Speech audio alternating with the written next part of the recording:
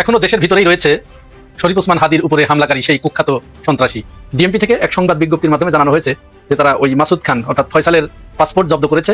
৫৫ বছর যেভাবে বিজয় দিবস দেখে আসছেন, এই ৫৫ বছর পর চেঞ্জ মনে হয়, নতুন কিছু মনে হয় না কি জানি নাই, আবার নতুন কি জানি চলে আসছে, মনে হচ্ছে না। আসলে বদলে গেছে, অনেক কিছু চেঞ্জ হয়ে গেছে। এখন দৃশ্যমান, দৃশ্যমান, অদৃশ্য শত্রু এখন দৃশ্যমান। ওসমান হাদির উপর সম্প্রতি যে হামলার ঘটনা ঘটেছে, জড়িতদের প্রাথমিকভাবে চিহ্নিত করা গেছে, তাদের কাউকে ছাড় দেওয়া হবে না। এই ৫৫ বছর পর চেঞ্জ মনে হয়, নতুন কিছু মনে হয় না কি জানি নাই, আবার নতুন কি জানি চলে আসছে, মনে হচ্ছে না। আসলে বদলে গেছে, অনেক কিছু চেঞ্জ হয়ে গেছে। এখন দৃশ্যমান, দৃশ্যমান, অদৃশ্য শত্রু এখন দৃশ্যমান। সাজাপ্রাপ্ত অপর আসামি সাবেক স্বরাষ্ট্রমন্ত্রী আসাদুজ্জামান খানকে দেশে ফেরানোর জন্য সরকার আনুষ্ঠানিকভাবে ভারত সরকারকে অনুরোধ জানিয়েছে। চূড়াগুপ্তা হামলা ছাড়াও অনেক বড় বড় পরিকল্পনা করেছে আওয়ামী লীগ, জানিয়েছেন দেশের প্রধান উপদেষ্টা ডক্টর মোহাম্মদ ইউনূস। শরীফ ওসমান হাদিকে নিয়ে তারেক জিয়া এবং বিএনপি কঠিন পরিস্থিতিতে পড়েছে। বিষয়টা এমন হয়েছে, দেখেন কপাল খারাপ হলে যেটা হয়, এখন পর্যন্ত সরাসরি বিএনপিকে দায়ী করার মতো কোনো উপাদান নেই। সাবকনস্টেন্সিয়াল কিছু উপাদান আছে, যেমন ওসমান হাদিকে গুলির সাথে টাকা দেওয়া, কেনা, কোনো কিছুতেই বিএনপি সম্পৃক্ততা প্রমাণিত হয়নি। বাংলাদেশের রাজনীতিতে এই মুহূর্তে আলোচিত একটি বিষয় হচ্ছে জামাত ইসলাম। জামাত ইসলামের শক্তি বেড়েছে এবং বিস্তৃত হচ্ছে, তা নিয়ে রাজনৈতিক মহলে একটা চাঞ্চল্য আছে।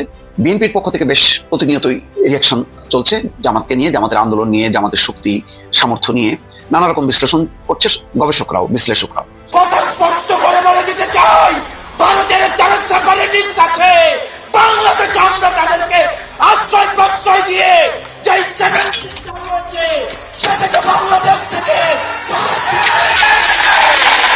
দিনে দুপুরে ওসমান হাদির মতো একটা মেধাবী ছেলে, এত বড় বলিষ্ঠ একটা কণ্ঠস্বর ছেলেকে দিনে দুপুরে এরকম গুলি করবে, হত্যা করবে, আবার আমাদের দেশের বর্ডার পার হয়ে উপরে আশ্রয় নেবে। আমি ভারতকে বলবো যে আমাদের দেশের খুনিদেরকে আপনারা আশ্রয় দেওয়ার মাধ্যমে কি মেসেজ দিতে চান। এবং যেদিন ওসমান হাদির ইনকিলাব সেন্টারে তারা গিয়েছিল তিনজন, ওই যে আপনারা দেখেছেন ভিডিওটা, লিফটের পাশে যে ছেলেটা বারবার লিফট টিপে টিপে দাঁড় করিয়ে রাখছিল আর ফয়সাল হাদির সাথে কথা বলছিল ভিতরে, তাকে গ্রেপ্তার করেছে এবং সীমান্ত এলাকা থেকে দুজনকে অস্ত্রসহ গ্রেপ্তার করেছে। এই সব মিলে তারা একটা সাংবাদিক সম্মেলন করেছে। যখন সাংবাদিকরা তাদেরকে প্রশ্ন করলো যে হামলাকারী পালিয়ে গেছে নাকি দেশে আছে, বারবার যেহেতু ওই দিন এবং তার পরের দিন বিভিন্ন সোর্স থেকে বিভিন্ন সামাজিক যোগাযোগ মাধ্যমে প্রচার করা হচ্ছিল যে অমুক জায়গা দিয়ে যাচ্ছে, অমুক স্টেশনে তাকে দেখা গেছে। এমনকি জুলকারনাইন শাহের সে বারবার ঘন ঘন পোস্ট দিচ্ছিল এবং তিনিই বারবার জানাচ্ছিলেন যে অমুক জায়গায় চলে গেছে, তমুক জায়গায় চলে গেছে। পরে একটি পোস্ট শেয়ার করে তিনি বললেন, ছবি শেয়ার করে বললেন যে তারা গুয়াহাটিতে বর্তমানে আছে, তারা অলরেডি পালিয়ে চলে গেছে। কিন্তু ডিএমপির কাছ থেকে আমরা যেটি জানতে পারছি যে না, তিনি এখনো দেশের ভিতরেই আছেন। ডিএমপি প্রমাণ হিসেবে যেটি বলেছেন, তার পাসপোর্টটা জব্দ করা হয়েছে। এই পাসপোর্ট জব্দ করার সাথে সাথেই সমস্ত চেকপোস্টে পাসপোর্টের তথ্য দিয়ে দিয়েছে যে এই লোক যেন পালাতে না পারে। তো ওই পাসপোর্টের সূত্র অনুসারে সে এখন পর্যন্ত তার ডিপার্চারের কোনো তথ্য কোনো চেকপোস্টে নাই। তার মানে তিনি যান নাই। এখন থাকলো একটি অপশন, সেটা হচ্ছে চোরাই পথে, যে অসাধু এবং প্রতারকরা টাকার বিনিময়ে সীমান্ত পার করে দেয়, এই জায়গাগুলোর কথা। এই জায়গার দুজনকে গ্রেপ্তার করেছে, গ্রেপ্তার করে তাদেরকে জিজ্ঞাসাবাদ করছে। জিজ্ঞাসাবাদ করার কালে তারা এমন কোনো তথ্য দেন নাই যে ফয়সালকে তারা সীমান্তের ওপারে পার করে দিয়েছে। আবার হতেও পারে, এরকম একটা আশঙ্কার কথা ডিএমপি কিন্তু প্রকাশ করেছে যে হয়তো হতে পারে, কিন্তু তাদেরকে গ্রেপ্তার করার পরে তারা এরকম কোনো তথ্য দেন নাই যে তারা পালিয়ে গেছে। সুতরাং তারা যে দেশের ভিতরেই আছে এটি সম্ভাবনা আছে, আবার মানে শতভাগ কিন্তু তারা নিশ্চিত করে বলেন নাই যে তারা দেশের ভিতরেই আছে। বাট তাদের সম্ভাবনা, তাদের সন্দেহ, যে সোর্সগুলো তারা ব্যবহার করছে, সেই সোর্সের আলোকে গোয়েন্দা সংস্থারা যে সমস্ত সোর্সগুলো ব্যবহার করেছে, সেই সোর্সের আলোকে তারা এটি বলছে যে সে এখনো দেশের ভিতরেই আছে।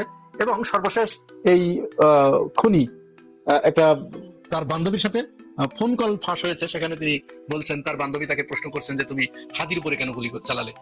সে তখন বলছে যে আমি যদি গুলি না চালাতাম তাহলে অন্য কেউ তার উপরে গুলি চালাতো। এই যে কথোপকথনটি, এটি নিয়েও ফরেনসিক বিভাগে পাঠানো হয়েছে, এটি নিয়েও বিশ্লেষণ হচ্ছে যে এইটা কোথা থেকে কোথাটা সম্পূর্ণ হয়েছে, এটি কি দেশের ভিতর থেকে নাকি দেশের বাইরে থেকে, এ বিষয়েও বিশ্লেষণ চলছে। তবে আমার কাছেও কেন যেন মনে হচ্ছে যে সে দেশের বাইরে যেতে পারে নাই, দেশের ভিতরেই আছে। এখানে গোয়েন্দা সংস্থার একটা পক্ষ, একটা অংশ প্রশাসনের একটা অংশ, আমাদের সেনাবাহিনীর ভিতরে যে ক্ষুদ্র অংশটি যারা কালপ্রিট, তারা মিলে একটা ধোঁয়াশার তৈরি করে তাদেরকে সেভ করার একটা চেষ্টা কিন্তু আমরা দেখেছি, একটা প্রচেষ্টা আমরা দেখেছি। এটি কিন্তু অস্বীকার করার কোনো উপায় নেই, কেউ এটি অস্বীকার করতে পারবে না।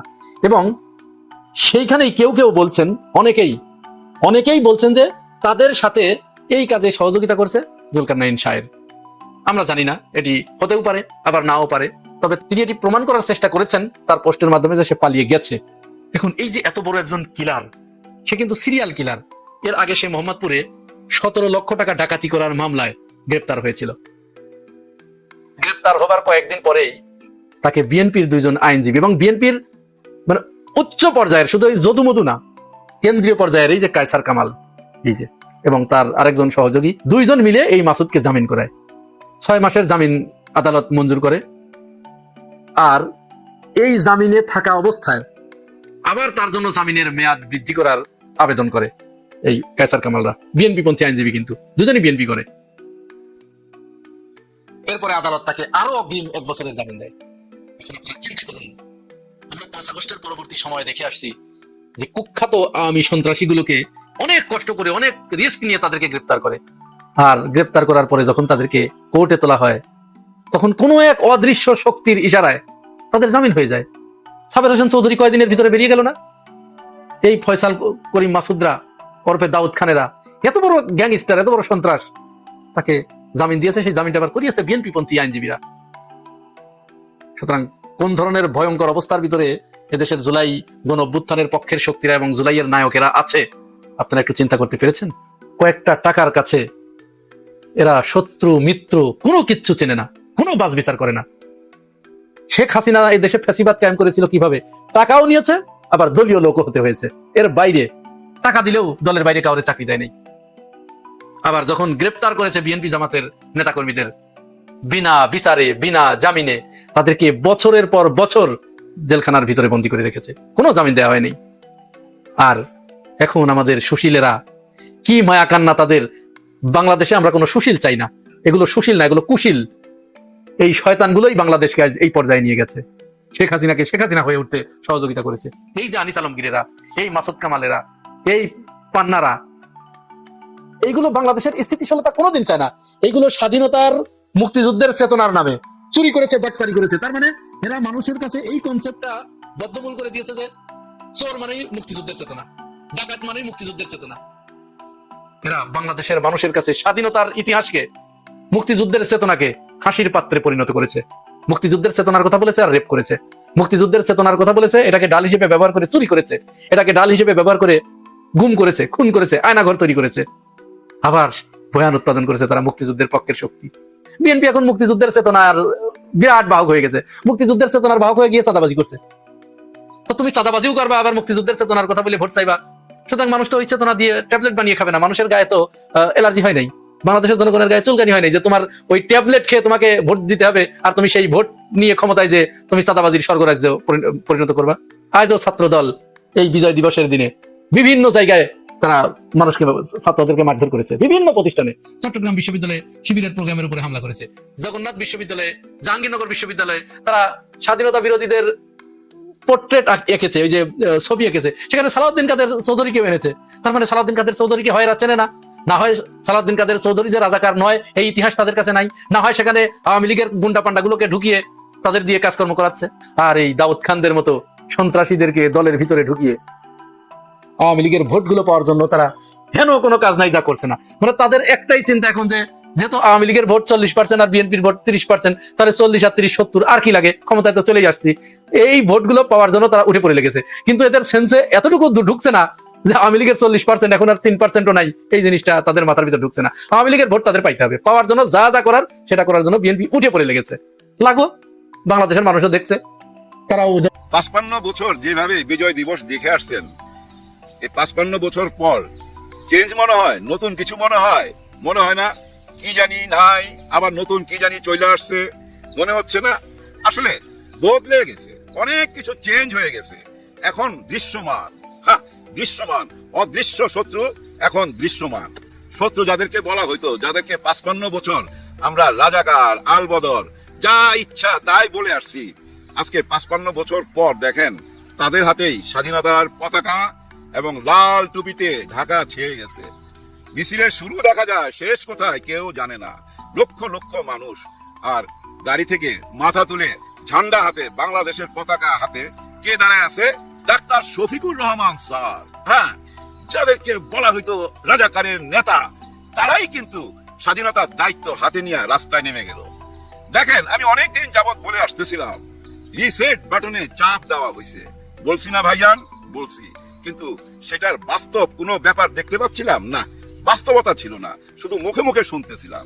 কিন্তু 16ই ডিসেম্বর এবং 15ই ডিসেম্বর থেকে শুরু হয়েছে।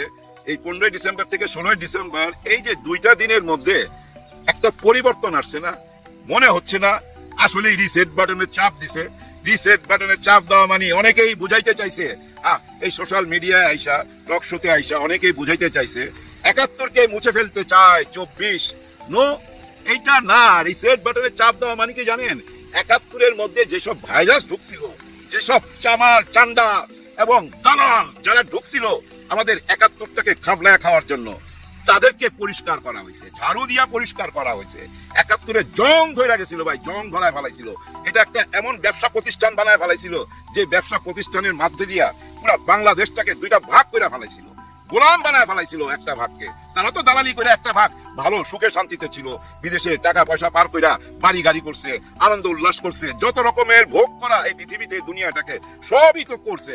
আরেকটা দলকে, মানে ওই যে 2টা ভাগ করছে, আরেকটা ভাগকে একেবারেই কৃতদাস বানায় রাখা দিয়েছিল। কৃতদাসরা ভাই কথা বলতে পারতো না, কথা বললেই আগে কৃতদাসদের কি করতো ভাই? শিকল দিয়া বাইন্দা রাখা কাম করাইতো, আবার সন্ধ্যার পরে নিয়ে ঢুকাইয়া দিত খাঁচার ভিতরে। শুধু এইটুকুই তফাৎ, আমাদের পায়ে জিঞ্জির ছিল না, কিন্তু আমরা কোনো কথা বলতে পারতাম না, আমরা দেশ নিয়ে কোনো কথা বলতে পারতাম না। আমরা দেখতে পাচ্ছি ভারত আমাদেরকে গ্রাস করতেছে, সবকিছু নিয়ে যাচ্ছে, আমাদের পোর্ট ব্যবহার করতেছে, আমাদের এয়ারপোর্ট থেকে যত কিছু আয় হয় তার আয়ের বিরাট অংশটাই তারা নিয়ে যাচ্ছে ওই রাডার ফাডার দিয়া। আমাদের দেশ এখানে রাডার হলো ভারতে। আবার দেখেন, আমাদের বাংলাদেশ ব্যাংকের অনলাইনের যে কাজগুলো চলতো, সমস্ত কাজের দায় দায়িত্ব ছিল ভারতের হাতে। এই ভারত থেকে এগুলো পরিচালনা করতে হইতো, এগুলো চেঞ্জ করা হয়েছে, সব কিছুই চেঞ্জ করা হয়েছে। গতকালকে মাহমুদুর রহমান স্যার কিভাবে গর্জন করে উঠলো ভাই, বাঘ বাঘ কি বানিয়ে দিল, পরিষ্কার বুঝাই দিছে যে ভারত মুক্ত একটা বাংলাদেশ চাই। এবং ভারত যদি শেখ হাসিনাকে 25 তারিখের মধ্যে, শুধু শেখ হাসিনা না, ওই কসাই কামাল সহ সবাইকে 25 তারিখের মধ্যে আমাদের হাতে বুঝাই দিতে হবে, অথবা দিন তারিখ ঠিক করতে হবে কবে দিবে। না দিলে ভারতের কোন নাগরিক বাংলাদেশে স্বস্তিতে কাজ করতে পারবে না। বাংলাদেশে বহু প্রতিষ্ঠান আছে ভারতের, সবগুলো প্রতিষ্ঠানের সামনে যায় তারা প্রতিবাদ জানাবে। এবং ভারতের এই যে দূতাবাস, এই দূতাবাসের কার্যক্রম ঠিক মতো চলতে দিবে না। কারণ তোমরা আমাদের সঙ্গে যুদ্ধ ঘোষণা করছো আমাদের দেশকে অস্থির করার জন্য। ভাই, আমাদের দেশের অনেক ক্রিমিনাল এখন ভারতে, ভারত থেকে তারা আমাদের দেশটাকে অস্থির করে মারতে চায়, অর্থাৎ একটা যুদ্ধময় পরিস্থিতি তৈরি করছে। ডক্টর ইউনূস স্যার বলছিল না, একটা যুদ্ধময় পরিস্থিতির মধ্যে দিয়ে আমরা যাচ্ছি। সেই কথাটাই তো সত্য হলো মাহমুদুর রহমান স্যারের ভাষণের মধ্যে। উনি ওইখানে ওয়াদা করেছে ভাই, সবাই মিলে ওয়াদা করছে যে ভারত মুক্ত একটা বাংলাদেশ চাই। সত্যি সত্যি ভাই, এই দেশকে যদি বাঁচাইতে চান, আমার তো মনে হয় যে চীনের প্রাচীর আছে না, চীনের প্রাচীরের মতো, ওই চীনের প্রাচীরের মতো বাংলাদেশও ভাই একটা বাংলাদেশি প্রাচীর দিতে হবে।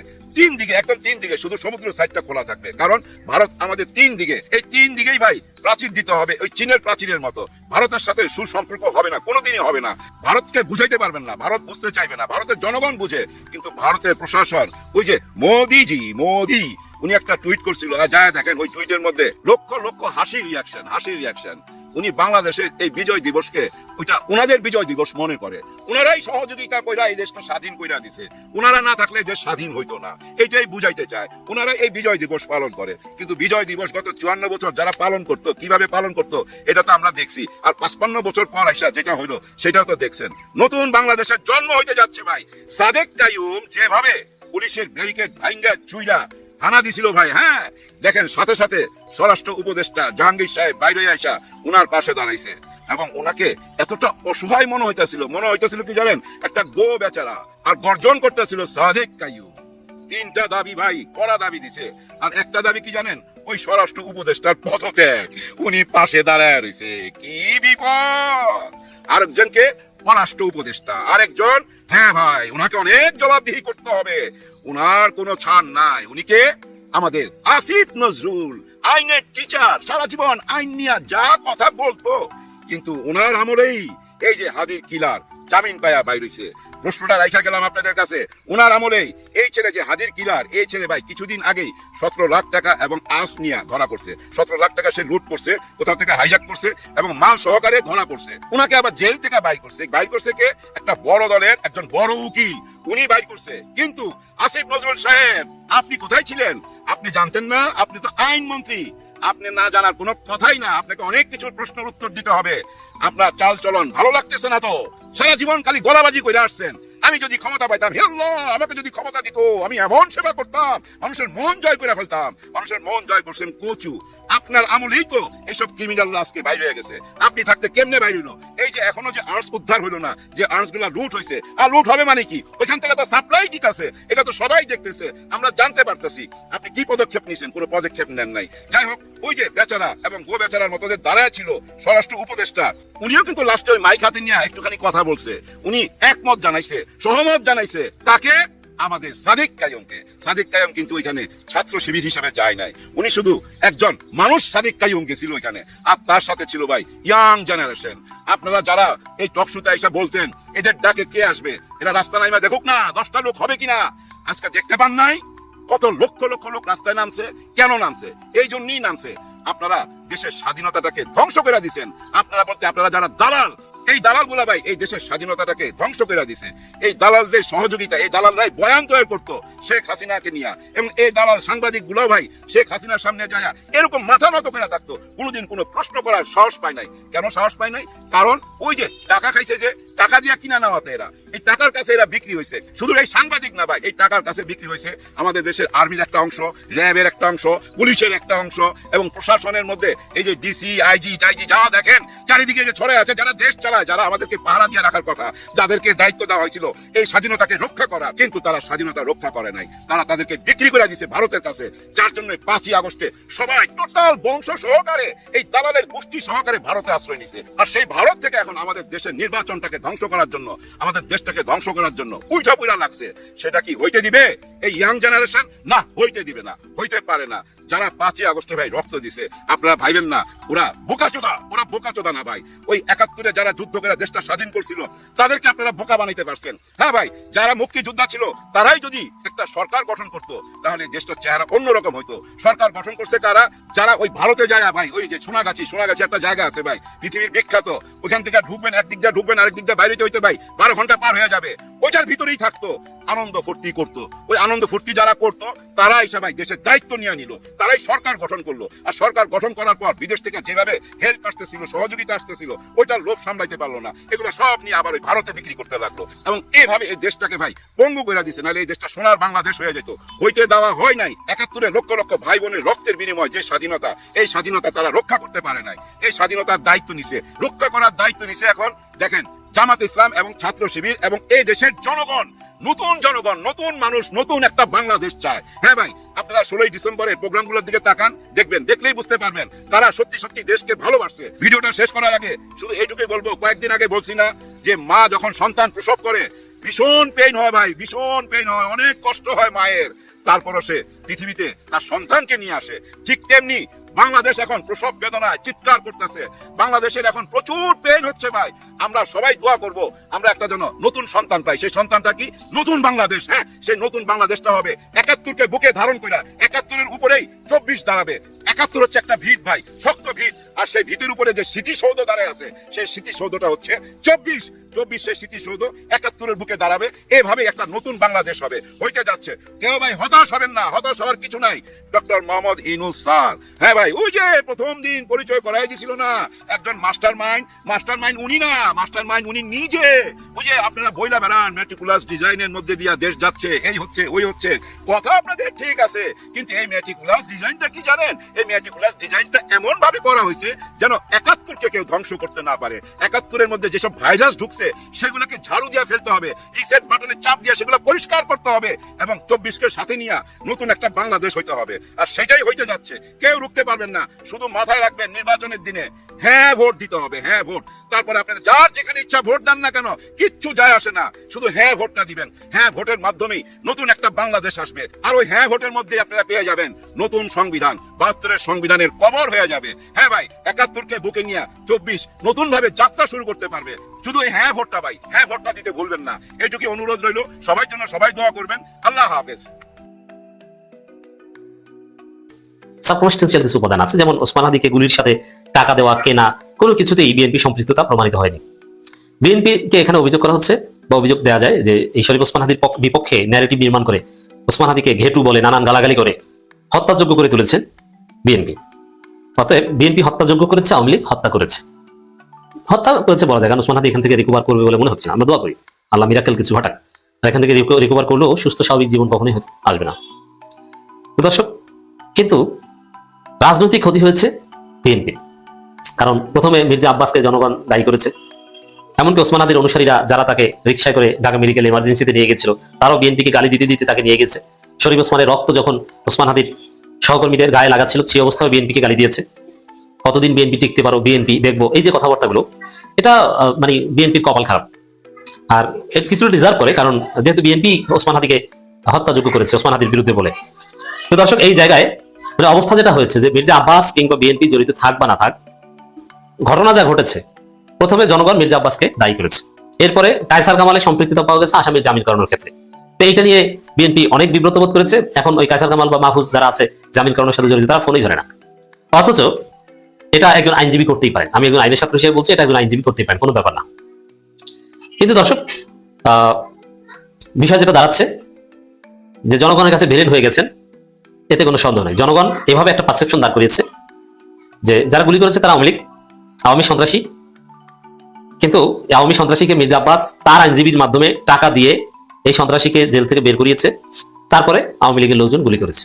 আর এর আগে হত্যাযোগ্য করার ন্যারেটিভ তো বিএনপি নির্মাণ করেছে, এরকম একটা পারসেপশন তৈরি হয়েছে। এটা নিয়ে তারেক রহমান এখন কঠিন পরিস্থিতিতে, আমি আসছি সেদিকে। ওভারঅল এই দুই ধাপে বেকায়দা পড়েছে। তারপরে মির্জা ফখরুল ওসমান হাদিকে চেনেন না, ইনসাফ পার্টি না ইনকিলাব পার্টি না ইনকিলাব মঞ্চ বলতে পারেন না, এতে আরেক ধরা খেয়েছেন। এগুলোতে কিন্তু প্রতিনিয়ত মুহূর্তে সেকেন্ডে সেকেন্ডে ভোট কমে, হাজার হাজার লক্ষ লক্ষ ভোট কমে। বিএনপির চরিত্র মানুষের কাছে স্পষ্ট হচ্ছে। এখন যে অবস্থা, শরীফ ওসমান হাদির আসনে মির্জা আব্বাস প্রার্থী, ওসমান হাদি বাসুক আর না বাসুক, ওসমান হাদিকে যারা হত্যাযোগ্য করেছে, যারা হত্যার সাথে জড়িত বলে মানুষ ধারণা করছে, তারা নির্বাচিত হবে এরকম কোনো সুযোগ নেই। তাহলে বোঝা যায় যে অ্যাটলিস্ট ঢাকা 8 আসনের ক্ষেত্রে বিএনপি এবং মির্জা আব্বাসের ভোট নেই, তাদের জেতা অসম্ভব। মির্জা আব্বাস, আপনি নিশ্চিত থাকেন আপনি ঢাকা 8 আসনে কিছুতেই জিততে পারবেন না, নো ওয়ে। ওখানে স্বতন্ত্র কেউ জিতবে বা শরীফ ওসমান হাদির পরিবারের কেউ, জামাত তাকে সমর্থন দেবে। আল্লাহ মির্জা ফখরুল মির্জা আব্বাসকে পরাজিত করবেন, যার ফলে এই ঘটনাগুলো এভাবে অটোমেটিক্যালি হয়ে যাচ্ছে, জনগণ ট্রেন্ড এভাবে হয়ে যাচ্ছে। তারেক রহমান একটা বক্তব্য বিশ্লেষণ করছি, এবারে নির্বাচন অতীতের চেয়ে জটিল তাৎপর্যপূর্ণ। এই কথা তারেক রহমান কেন বলছেন? ওই যে পদে পদে বিপদে পড়ছেন। এবার নির্বাচন তো বিএনপির জন্য, বিএনপির ইতিহাস সবচাইতে সহজ নির্বাচন হওয়ার কথা, কারণ বিএনপির প্রধান প্রতিদ্বন্দ্বী আওয়ামী লীগ নাই। প্রধান প্রতিদ্বন্দ্বী আওয়ামী লীগ নাই, বিএনপি তো খুশিতে খুশি হওয়ার কথা, যেটা ইতিহাসের সবচেয়ে সহজ নির্বাচন হবে আগামী নির্বাচন, কারণ আমাদের প্রধান প্রতিদ্বন্দ্বী নাই, আমরা সব বুঝে জিতে যাবো। বিষয়টা এরকম হওয়ার কথা না, কিন্তু না, গণনা উল্টে গেছে। কি উল্টে গেছে? ভোট শেষ হয়ে গেছে, চাঁদাবাজি করতে যে ধরা করেছে, শরীফ ওসমান হাদির ঘটনায় ধরা পড়েছে, এবং প্রত্যেকটা মুহূর্তে মুহূর্তে প্রত্যেক জায়গায় পদে পদে তারেক রহমান ধরা হয়। দেশে আসার ঘোষণা দিলেও বেকায়দা, না দিলেও বেকায়দা। যেমন এখন বলছেন যে দেশে আসবেন, আচ্ছা তাহলে এতদিন মায়ের অসুস্থতার সময় আসেন, এখন নমিনেশন পেপার সাবমিট করতে শেষ সময় আসছেন, তো মায়ের অসুস্থতা আপনার কাছে মুখ্য না? তেমন যে সন্তানই ভালো সন্তান না, সে কিভাবে ভালো রাষ্ট্রনায়ক হবে? প্রশ্ন উঠে গেছে। আবার এর আগে যেটা বলেছেন, আমি চাইলে দেশে আসতে পারিনি, এটা আমার একক এবং অবারিত সিদ্ধান্ত নয়। তাহলে আপনার একক সিদ্ধান্ত নয়, কার উপর দায়ী ছিল? সিদ্ধান্ত কার উপর ছিল এবং বাধা কি ছিল? কি বাধা ছিল, সেটা কিভাবে দূর হয়েছে? কোনো কিছুই স্পষ্ট না। তাহলে 25 তারিখে আসছেন কিসের ভিত্তিতে? কোনো কিছু স্পষ্ট না। এর মানে আসতেও বেকায়দা। আবার আসার পরে সংবর্ধনা দিবে, ওই সংবর্ধনাকে ঘিরে মারামারি করে তারা কয়েকজন মারা যেতে পারে। তো ওভারঅল তারেক রহমান সব দিক থেকেই কঠিন পরিস্থিতিতে। তো যেখানে হওয়ার কথা ছিল সবচেয়ে, আচ্ছা আপনি চিনতে পারেন বর্তমান যে পরিস্থিতি, যে বিএনপি নির্বাচনে অংশগ্রহণ করতে পারছে, এই পরিস্থিতি যদি তারেক রহমানের প্রতিপক্ষ শেখ হাসিনা হতো, শেখ হাসিনা যদি মার্কেটে থাকতো, বাজারে থাকতো, আওয়ামী লীগ যদি মাঠ দাবি বেরোতো, আর জামাত যদি এভাবে থাকতো, তাহলে তারেক রহমানের জন্য কি নির্বাচনটা সহজ হতো না কঠিন হতো? আরো কঠিন হওয়ার কথা। কিন্তু আওয়ামী লীগ নাই, তারপরও বলছে যে এবারে নির্বাচন অতীতের চেয়ে জটিল তাৎপর্যপূর্ণ। কেন জটিল তাৎপর্যপূর্ণ? ওই যে পদে পদে ধরা খাচ্ছেন, ন্যাচারাল ধরা খাচ্ছেন, পরিস্থিতি বিএনপির বিরুদ্ধে, কোনোভাবেই ক্ষমতা আসতে পারবেন না, এটা সেকেন্ডে সেকেন্ডে মির্জা এই তারেক রহমান উপলব্ধি করছেন, ফিল করছেন। সেটাই হচ্ছে। শুধু কি এই জায়গায় না, চান্দাবাজি থেকে শুরু করে নানান ঘটনায় কোনো একটা সিঙ্গেল ইভেন্টে তারেক রহমান লাখ ফেভার করছে না।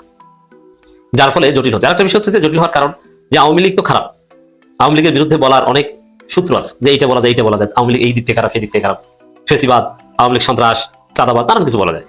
কিন্তু জামাত এখন প্রতিপক্ষ, জামাতকে বলবি কি? জামাতকে বলার মতো তো কোনো ভাষা নেই। বরং জামাত বিএনপির প্রতিপক্ষ হওয়ার কারণে খালেদা জিয়া এবং জিয়াউর রহমানকে লাথি দিতে হয়েছে তারেক রহমানকে। কিভাবে? খালেদা জিয়া জিয়াউর রহমান যা করেছেন সারা জীবনে ওইটাকে গালি দেয় বিএনপি এখন। জিয়াউর রহমান রাজাকারদের নিয়ে দল গঠন করেছেন, রাজাকার মার্কা একটা দল গঠন করেছেন, রাজাকারদের দেশপ্রেমিক হিসেবে মর্যাদা দিয়েছেন, বুদ্ধিজীবী হত্যাকারী সহযোগীকে মন্ত্রী বানিয়েছেন। এটা ছিল জিয়াউর রহমান রাজনীতি। রাজাকার, স্বাধীনতা বিরোধী, এদের নিয়ে ভারতের বিরুদ্ধে রাজনীতি করবে, এটাই ছিল খালেদা জিয়ার রাজনীতি।